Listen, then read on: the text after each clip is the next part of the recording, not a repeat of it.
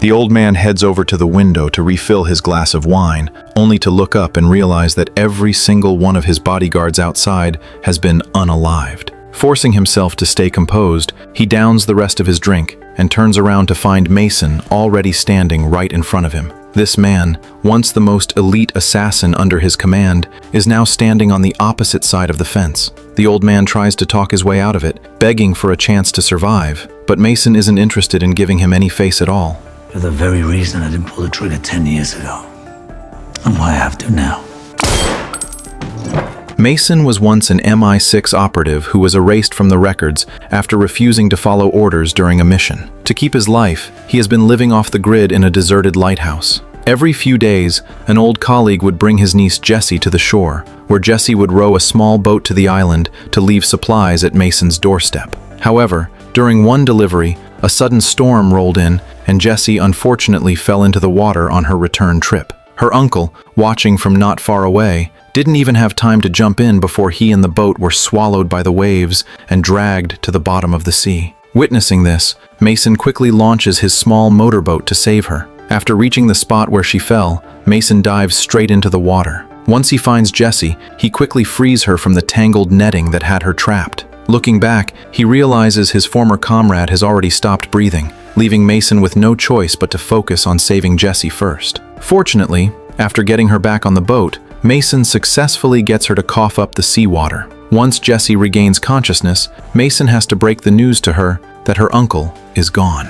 Having lost her parents as a child, Jessie is now a complete orphan. Noticing that Jessie's foot has developed an infection due to her injury, Mason is forced to take the boat into the city. He knows MI6 has a smart intelligence system, and the moment he is caught on camera, he will be hunted down. Because of this, he avoids the cameras while entering the pharmacy and keeps his back turned even when paying the bill. He then enters a clothing store to quickly buy Jessie a set of clean clothes. He thought his plan was foolproof, but as he steps out, he happens to pass a few girls who are in the middle of a video call. That single split-second glimpse is all it takes for an alarm to trigger on the MI6 monitors. After matching his retinas, the operator forwards his full profile to the command center. Acting Director Roberta sees the identification result showing a high-profile explosive terrorist who is considered a high-value target for unaliving. Without a moment's hesitation, she orders the nearest Alpha Squad to carry out an ambush. Meanwhile, Manafort is currently meeting with the Prime Minister. He is the former head of MI6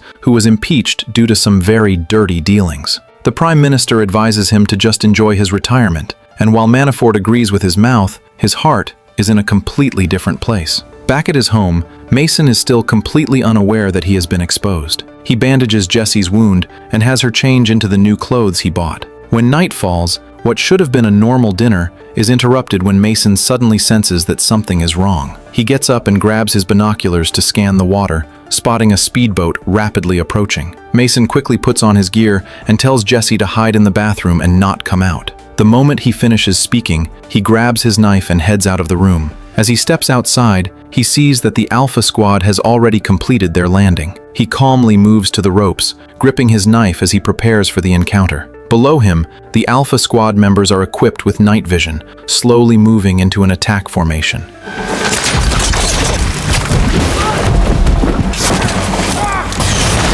After successfully dragging one man into the sea, Mason quickly flips the power switch. The sudden flare of light forces the squad members to rip off their night vision goggles. But in unfamiliar territory like this, it doesn't matter how many people they send, they are all just sitting ducks. Seeing a shadow, the squad members begin to climb up one after another. The first man to reach the top doesn't even have a chance to turn around before Mason smashes a kerosene lamp over his head and follows it up by firing a flare directly into him. When the second squad member climbs up before he can even find his footing, Mason sends him right back where he came from. On the other side, one lucky soul manages to reach the front door, but the moment he enters, he is bitten by Mason's dog. After taking the dog out with 2 shots, he rushes into the bathroom and finds Jessie. While she is being snatched away, Mason uses an iron hook in the wooden shack to snag another squad member. Instead of an instant takedown, he leaves the man dangling from the rafters. When the man's teammates follow him in, Mason hides in the shadows, waiting for the perfect moment to unleash a lethal strike.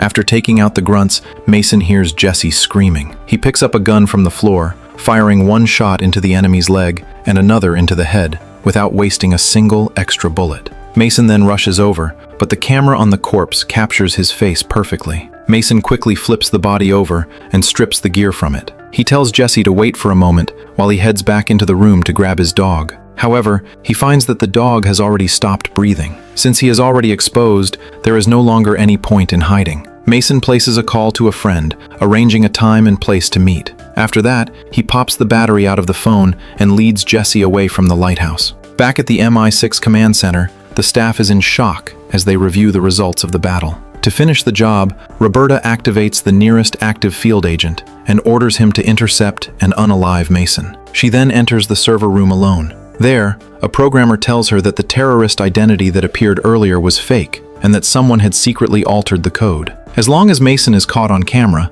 the system is programmed to automatically flag him as a terrorist, when in reality, Mason is a top-tier operative. Roberta can't figure out why this is happening, so she tells the programmer to keep digging to find out who is pulling the strings. She then informs the command center that Mason must be captured alive and absolutely cannot be unalived. Little does she know that every single one of her tactical arrangements is appearing frame by frame on Manafort's screen. The moment Manafort sees that MI6 has dispatched a new agent named Workman, he immediately sends the man an encrypted text claiming to be the High Commander and ordering him to follow his instructions exclusively. After Workman replies, Manafort issues a kill order for both Mason and Jesse. At this point, Mason has already reached the shore with Jesse. They find a car at a nearby house. For safety reasons, Mason leaves the gun with Jesse and tells her to wait outside. He then enters the house to search for the car keys. After looking around for a bit, he suddenly spots a young boy. Immediately afterward,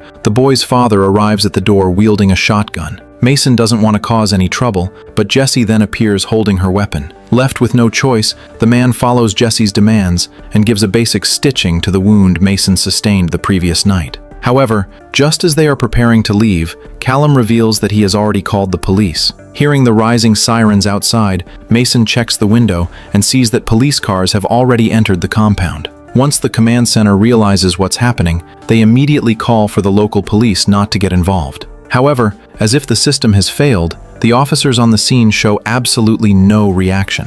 Hey, wait, don't open the door!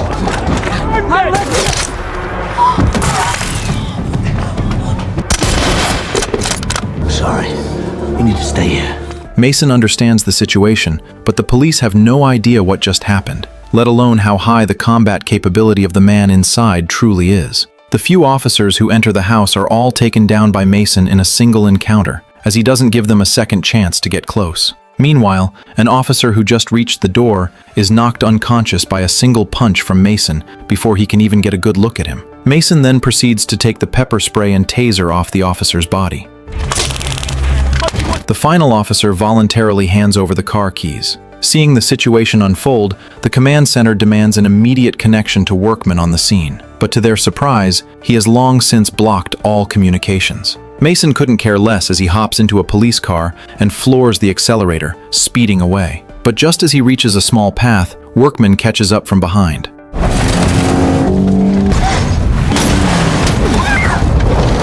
Unwilling to back down, Workman fires 2 shots, but finding them useless, he slams on the gas and rams right into Mason's car. Mason has no desire to get tangled up with him, so he steers the car onto another road, and the two of them engage in a high-speed car chase.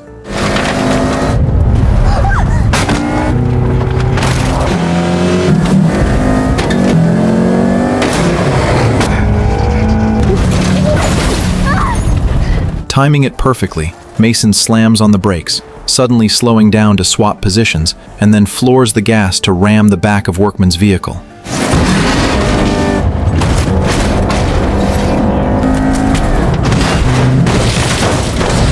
It's the same kind of rear-end collision, but the outcome is completely different. Mason doesn't even bother getting out of the car, quickly driving away from the scene. He soon arrives at a lumber yard, intending to switch vehicles. Workman hasn't been unalived either, but he has been thoroughly humiliated. He holds his gun, intending to hijack a passing civilian car, only to see a police car approaching quickly from behind.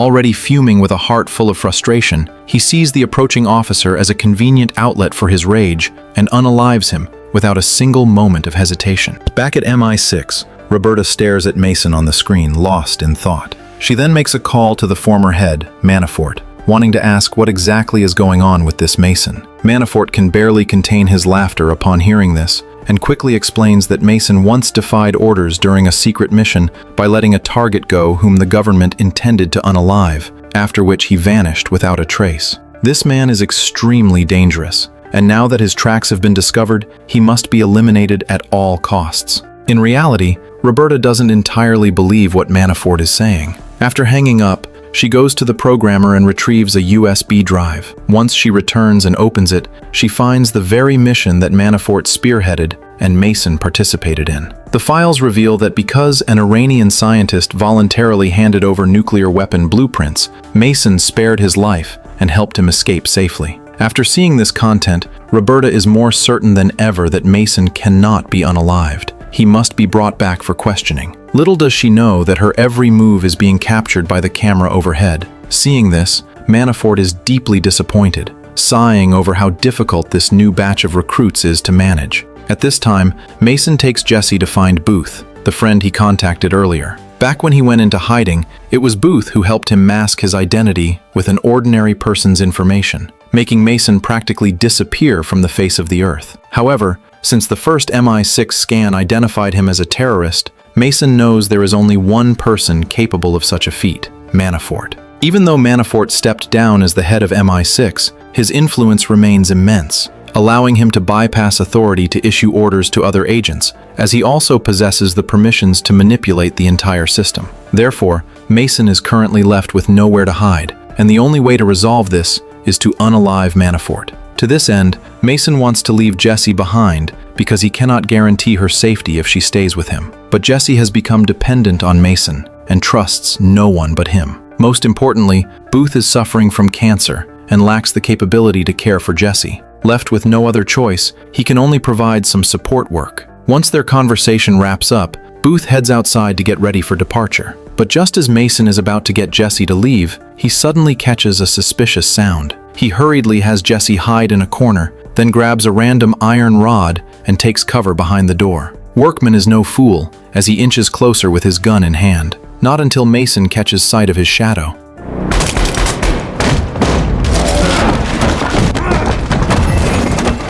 Workman failed to gain the upper hand during their last encounter, and this time is no different. Although Mason's combat power and defense have declined, dealing with a rookie agent like this is still a walk in the park. After a round of grappling, they both sink into the sofas to catch their breath. Seeing the other man pull out a dagger, Mason brandishes a wooden spike and continues the fight.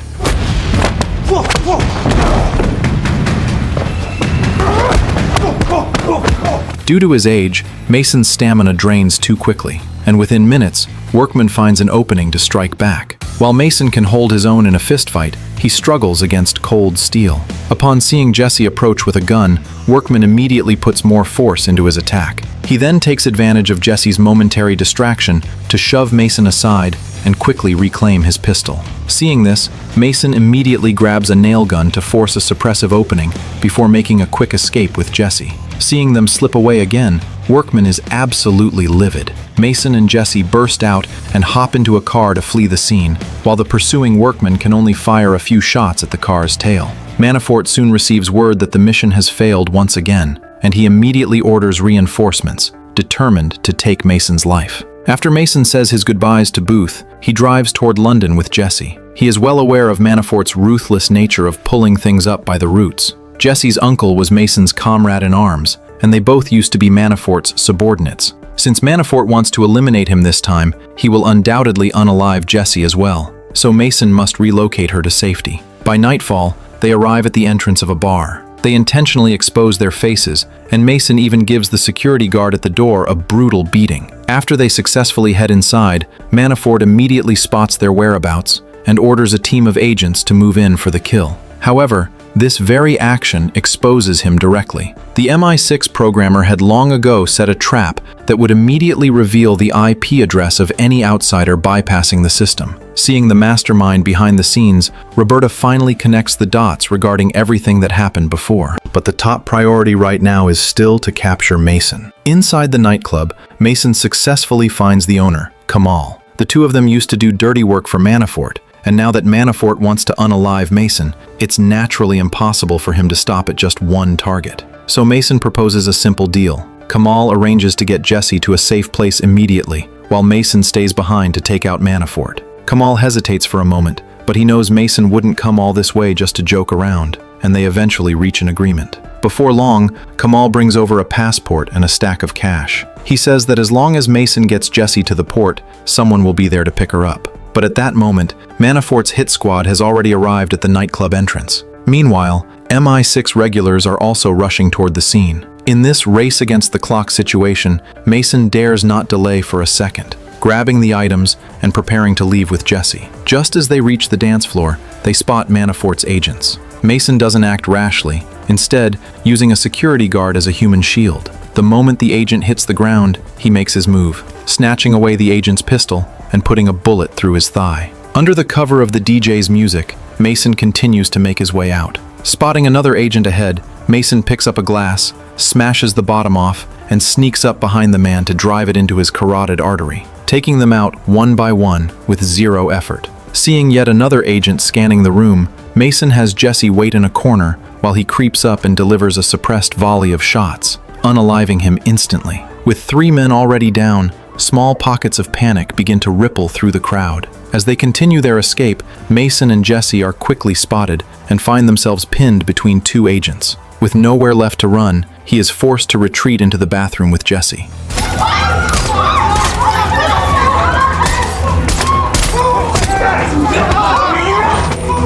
After running out of ammo, Mason quickly leads Jesse back out through a different route. But given the enemy's numerical advantage, he still ends up getting stabbed in the back during the struggle.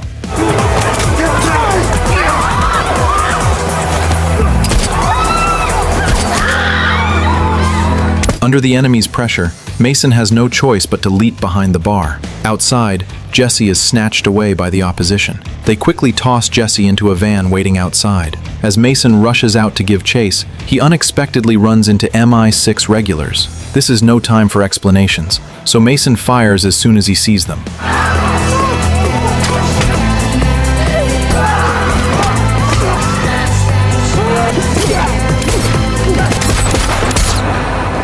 As the echoes of the final gunshot fade away, a terrified Jesse sees Mason pulling open the car door. To reach the pier by the agreed time, Mason finds a motorcycle and speeds away. After a high-speed ride, they arrive at the pier right on schedule. Upon seeing the transport boat, Jesse pleads for Mason to come with her. But Mason tells her that he is a man of his word. Since Kamal helped him, he must honor his promise to take out Manafort. Jesse doesn't understand, nor does she want to. In her eyes, Mason is the only family she has left. But a sudden gunshot cuts their conversation short. After seeing Jesse off, Mason no longer has any lingering worries. He and the pursuing workmen trade fire in a cautious exchange until both of them run out of bullets. Mason had spared him twice before, but seeing that the man is still relentless, he no longer sees any need to hold back.